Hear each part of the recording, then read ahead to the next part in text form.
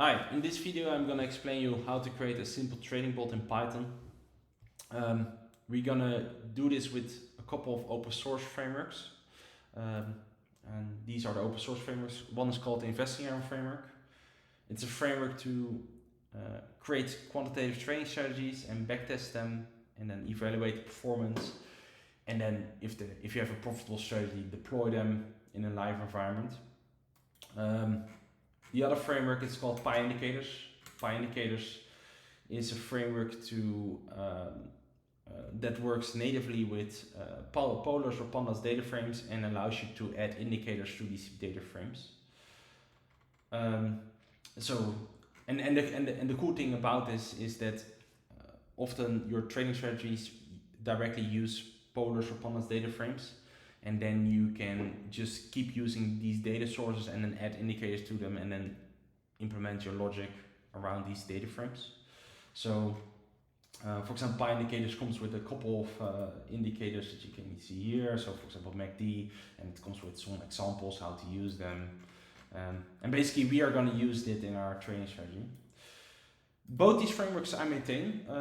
So I created both of these frameworks and I'm actively developing them. And so if something is not working or you have questions or you want to improve something, please let me know in the comments of the video or open an issue of any of these frameworks. I will put the URLs in the video description so you can look at it yourself. And I'm actively developing these frameworks. So I use them myself for creating trading strategy, and we're going to use them for this video. So let's get back to our notebook and our and the other file is called strategy.py file where we implemented our strategy.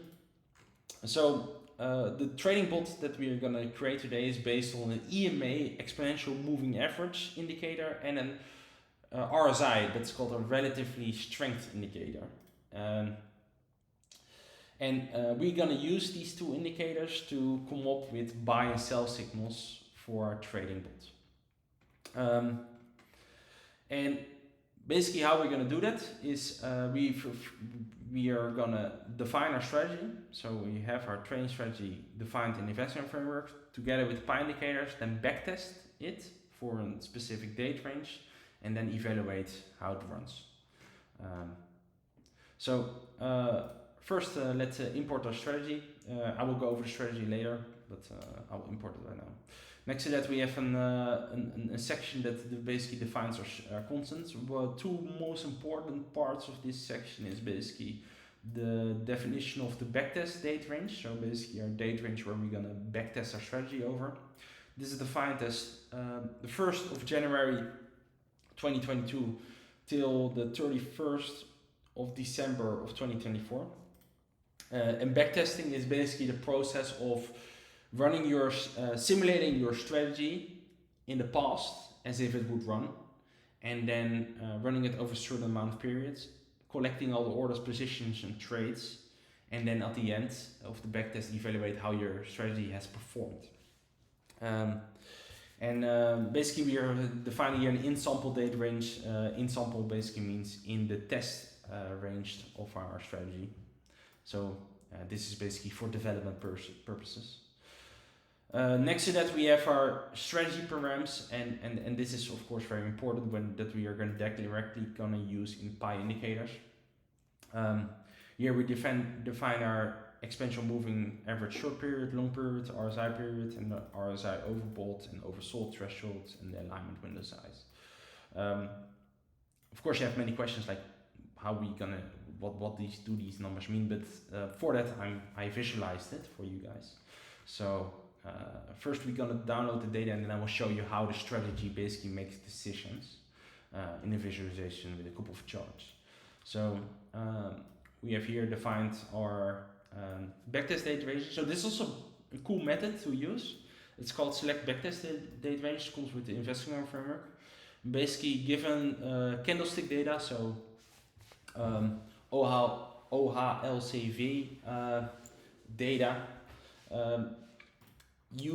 the framework automatically detects up, down, and sideways market action in your data, and then appropriately creates backtest date ranges that you can then use in your backtests. So this is key because you want to test your strategy on different market actions and then start it in, for example, a bad market and look how it would perform over 2 years or 1 year or a couple of months of data. We defined here 730 because the time frame of the data that I download is 1 day, so the candlestick data is 1 day data. Basically, we create backtest date ranges of 2 years with 730 days. You can also see that here. But yeah, for the visualization, so I created some chart functions that help us visualize everything. And here I add our indicators to the data, and then I directly plug it into our chart functions, which basically results in the following chart. So this is basically a good visualization of how our strategy would perform. Here you see the RSI plotted down here, and here you see the blue line is the price data of the Bitcoin Euro, and we have then in the green we have then the long moving average, and then we have in orange I said it was the wrong way around. In orange we have the short moving average, and in green we have the long moving average. And here we say, for example, here you have a couple of markers for crossovers. So here the short moving average crosses above the long moving average, as you can see here, and we have also a couple of here.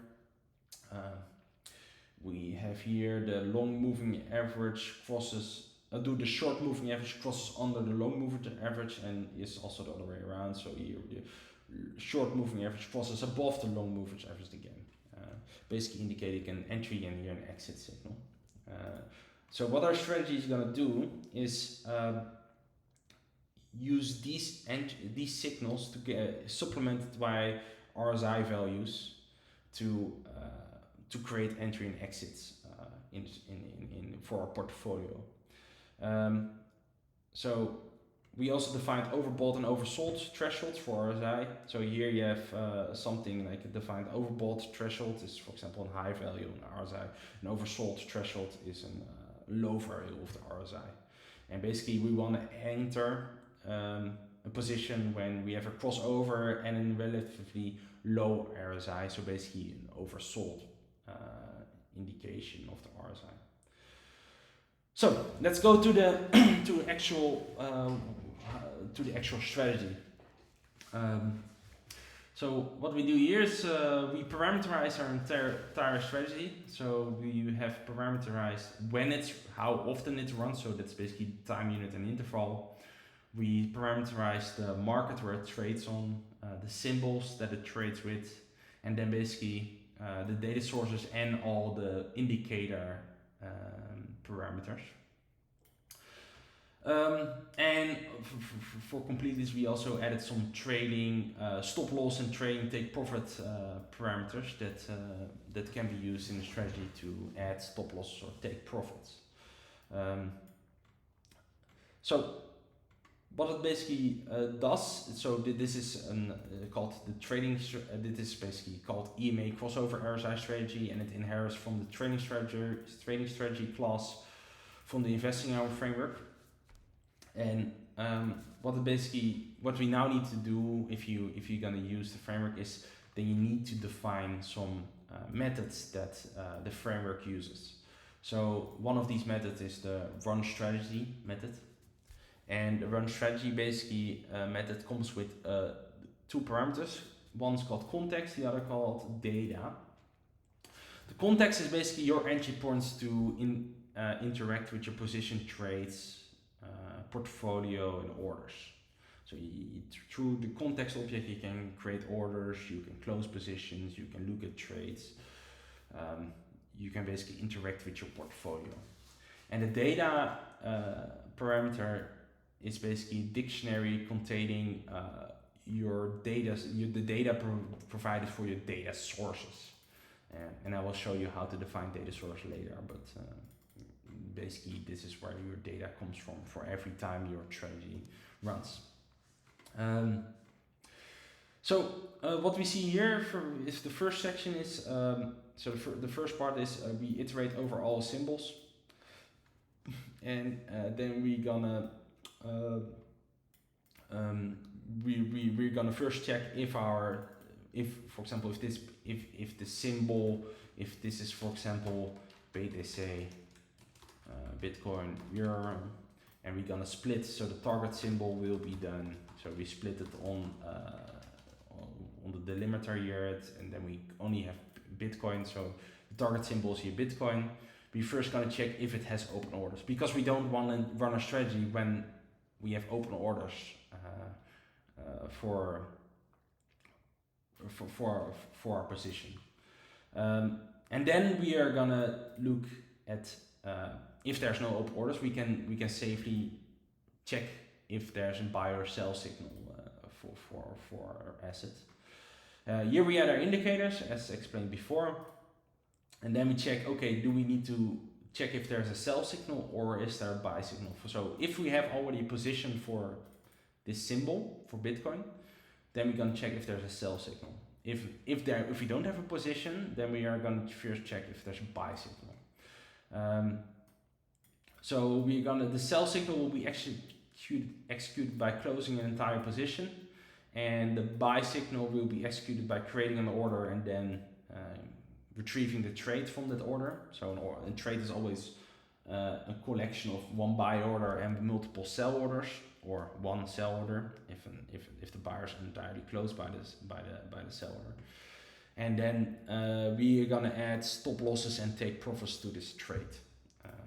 This is automatically handled by the framework, so this is really powerful for your trading strategies to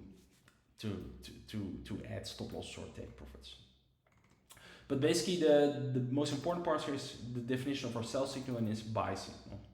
So the sell signal is defined as we first check if there is a cross under. So the EMA, we check in the column EMA cross under if there is an 1 for the last row. So we first want to check if at any point of time of the data that we got into our sell signal function, if there in the last row is there a cross under. If this is the case,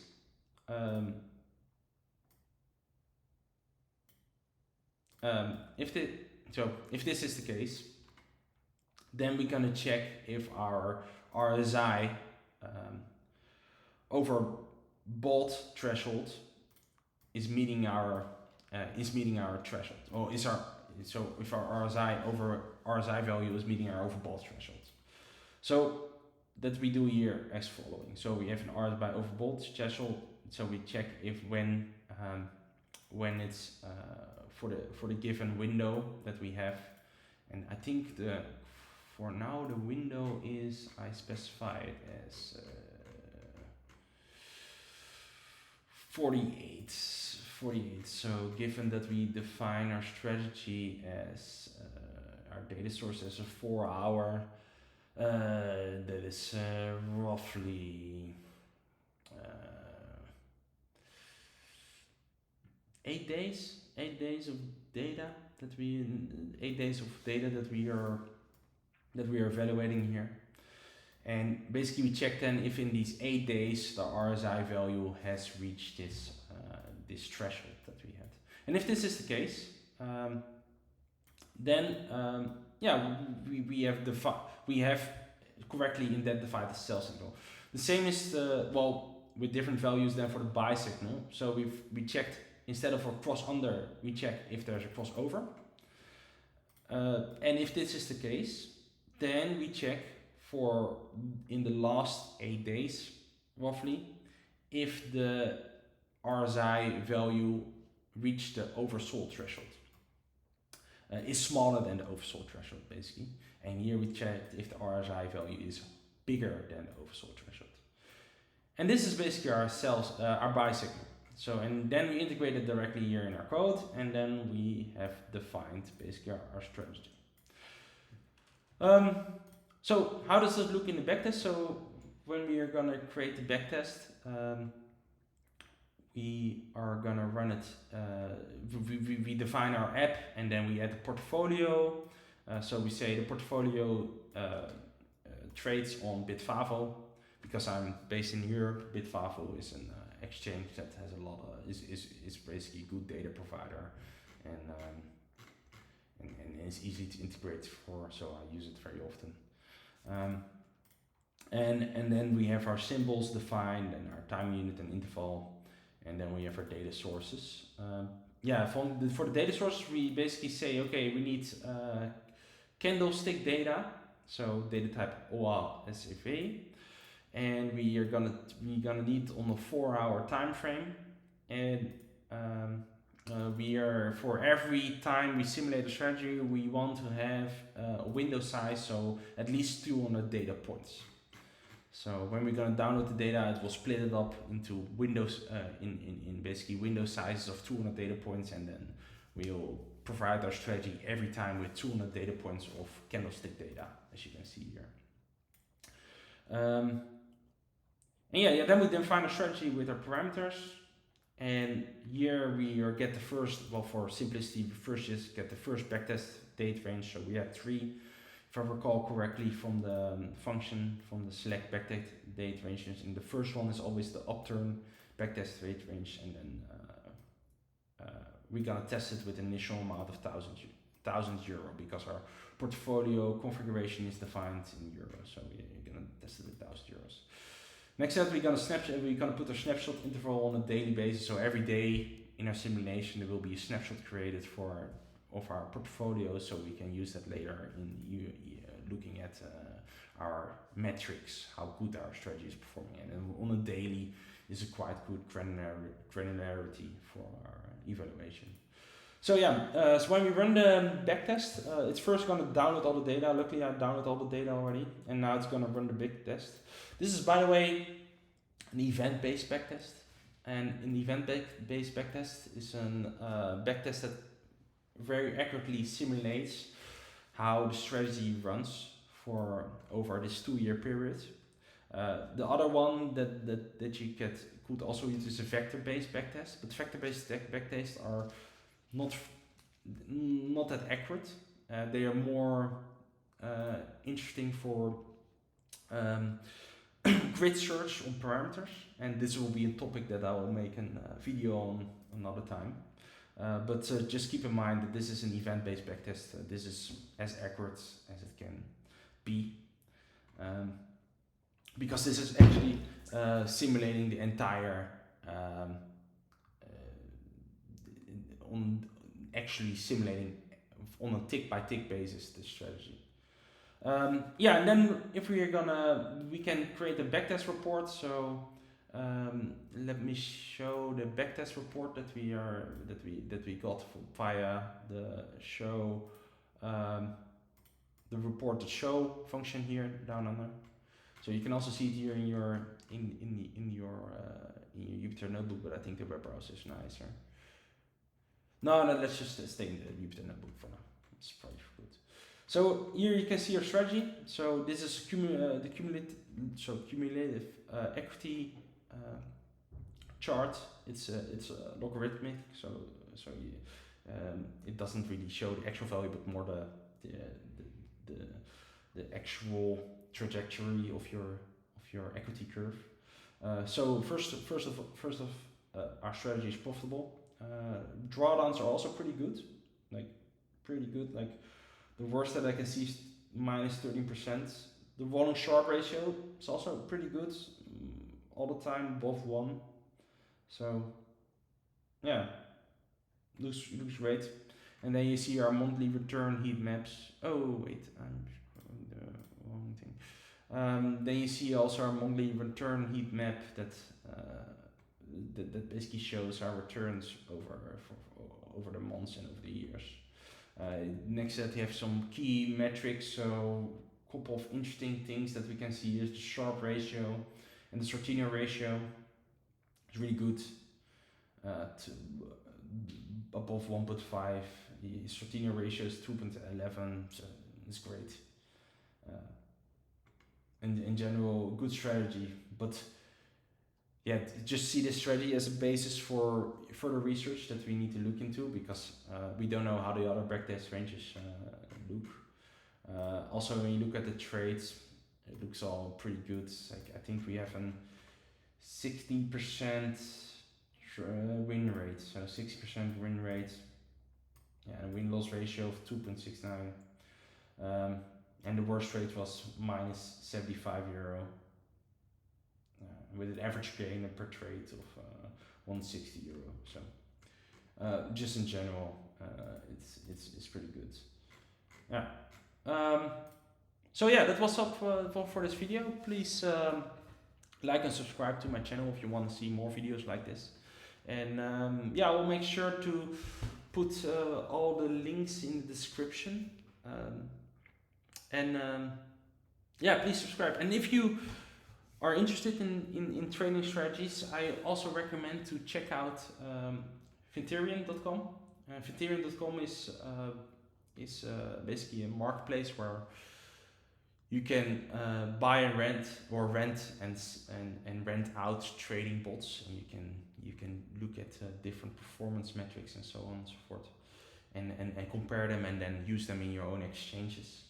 And I mainly post my trading bots, my quantitative trading strategies on that platform though. So please check it out. I'll put it also in the description. But yeah, yeah, thanks for watching, and until the next video.